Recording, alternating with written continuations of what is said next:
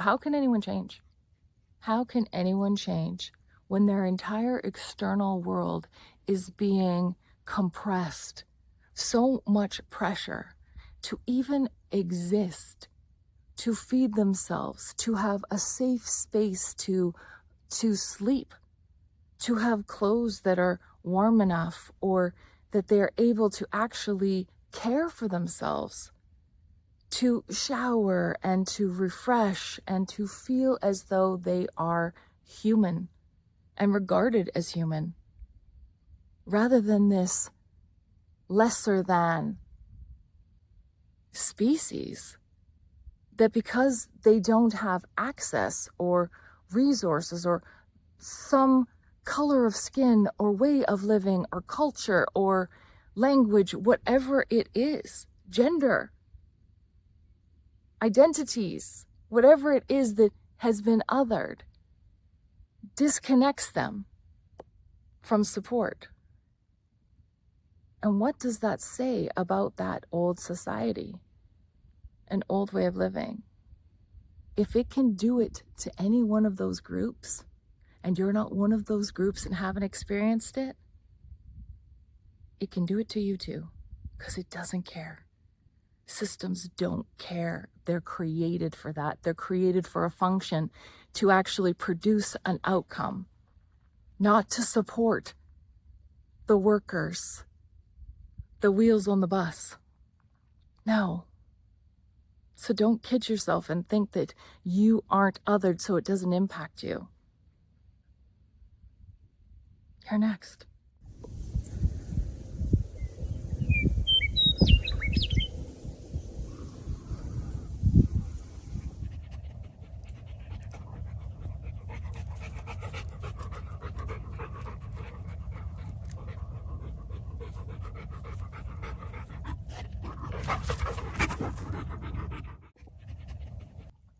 Hi, and welcome back. It's March 7th, 2026, and we have just walked a good distance in this oddly spring, fallish weather.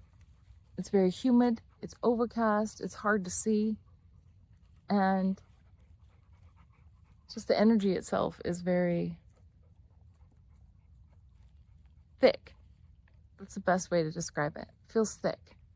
It feels like slow motion.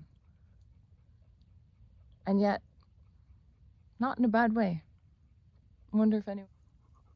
So one of the things that I recently spoke about, I think it was my last video, talking about the devaluation of the human spirit and how systems and structures want to separate a person into parts, and for them to focus on reconnecting those parts and implementing strategies, external strategies, to continue perpetuating this constant struggle, this chaos, and then the need to heal oneself, and then to expend the energy outward on focusing on that task, rather than pulling back to see that you are never, ever separated.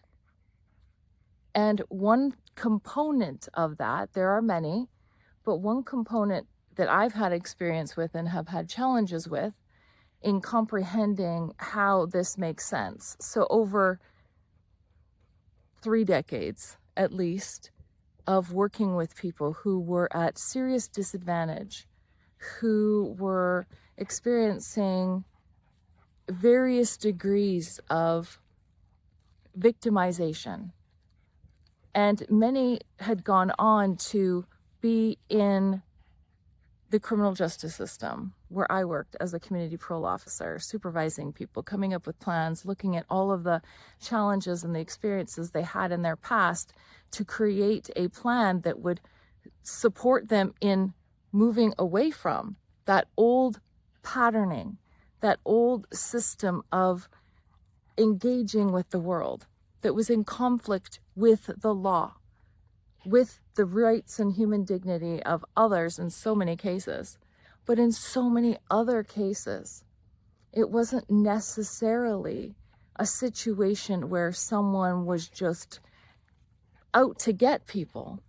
it was the circumstances influencing their position, their positionality, that encouraged this behavior because they had no other options. I have repeatedly said, no little baby or child says, I really hope I grow up to live a very difficult life where I am at odds with all of the people that are around me, where I am struggling to feed myself, to house myself, to manage my emotions and behaviors, when I am being infiltrated with all of these different opposing structures and narratives, where I have no resources, I have no support systems that are actually interested and engaged in my situation. Bandages and looking the other way, and then pointing a finger and saying that you are the problem. That's not helpful. That doesn't support someone to move out of opposition and in alignment where they can live a more peaceful and balanced life and not perpetuate trauma. But we've been trained within the system so many times in so many different ways to point the finger rather than to have empathy and to understand and comprehend and get to the root of what's actually happening. And here's our crow.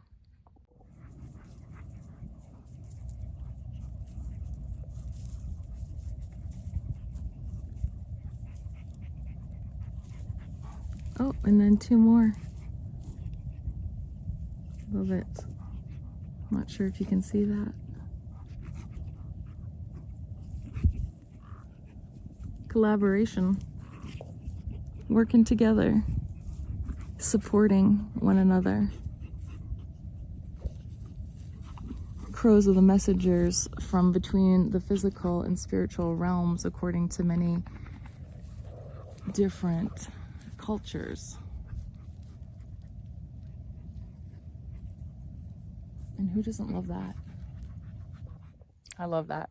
I love how when you are in the midst of sharing authentically, that you will be supported and be reminded that you are on the right path and on the right trajectory.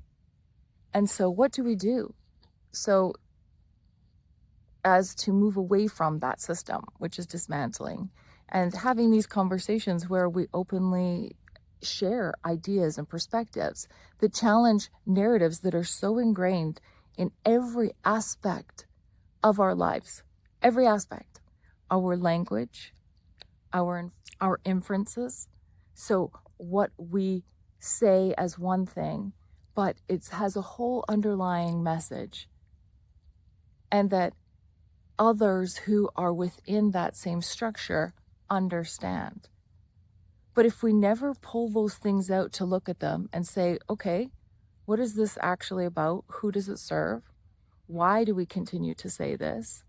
How does it support a new path forward where it's more in alignment with supporting rather than segregating, othering, and ensuring that people have what they need in order to really prosper and grow as this soulful essence and being, acknowledging all of the gifts that they have been bestowed, whether they have really honed in on them, the discernment that people have gained and the recognition of patterns having meaning, synchronicities, signs, symbols, and returning to that awareness and understanding to make the movement so much more fluid moving forward.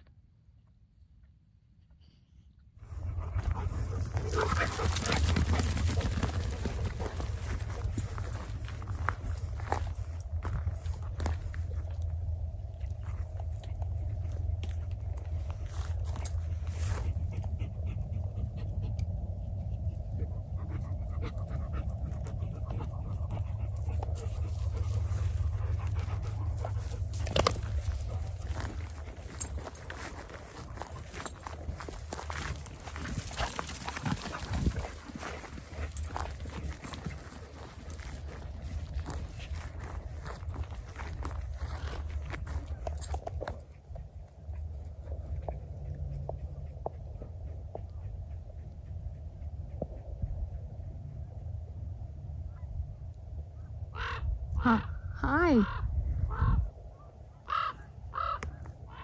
Oh, and the Canadian geese are coming back. That's a good omen.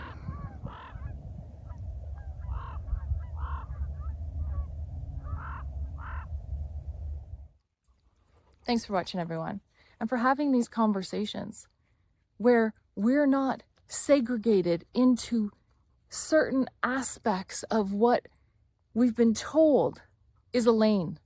So if you're in a spiritual lane, or maybe you're in a functional lane, a logical lane, you're performing at a high standard, so you don't want to be too spiritual.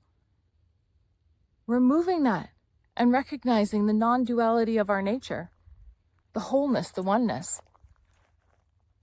And to get there, we need to have conversations about the way things have been functioning and not working and not supporting that oneness, that ability to actually be at a higher consciousness state and frequency.